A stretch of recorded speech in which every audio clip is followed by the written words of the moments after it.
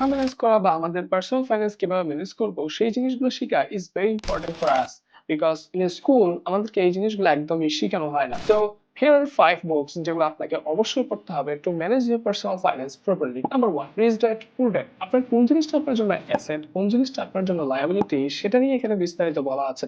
যদিও এখানকার বেশিরভাগ বিষয় আমাদের বাংলাদেশের জন্য অ্যাপ্লিকেবল না, but the mindset you get from this book যেটা আপনাকে অবশ্যই অনেক বেশি হেল্প করবে। Number 2, the intelligent investor. কোনো ইনভেস্ট করার আগে, কোনো একটা শেয়ার ইনভেস্ট করার আগে বা কোনো জায়গায় ইনভেস্ট করার আগে আমাদের যে ইমোশনাল কন্ট্রোল, আমাদের ডিসিপ্লিন, আমাদের ধৈর্য কতটুকু কাজে লাগতে পারে সেই বিষয়টা নিয়ে এখানে বিস্তারিত বলা আছে। আপনি যদি ইনভেস্টমেন্টের সেক্টরে যেতে চান, this book will of course help you. Number 3, the psychology of money. Financial decision নেওয়ার সময় আমরা আমাদের ট্যাকটিক্যাল যতগুলো নলেজ আছে তার চেয়ে বেশি এফেক্টেড হই আমাদের সাইকোলজিক্যাল নলেজ দ্বারা।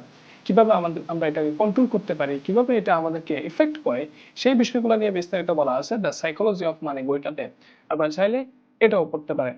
Number 4, the millionaire firstly. This is one of my favourite books. এই বই মূলত বলা আছে কিভাবে আঙ্গুল ফুলে কলা গাছ হতে হয়, অর্থাৎ রাতারাতি কিভাবে বড়লোক হওয়া যায় সেটা নিয়ে এখানে বিস্তারিত বলা আছে।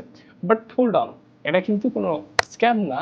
This is really a good বুক। এখানে অনেকগুলো আইডিয়া আছে আপনি কিভাবে আপনার পার্সোনাল ফাইন্যান্সকে অ্যাপ্রোচ করতে পারেন। So give it a read.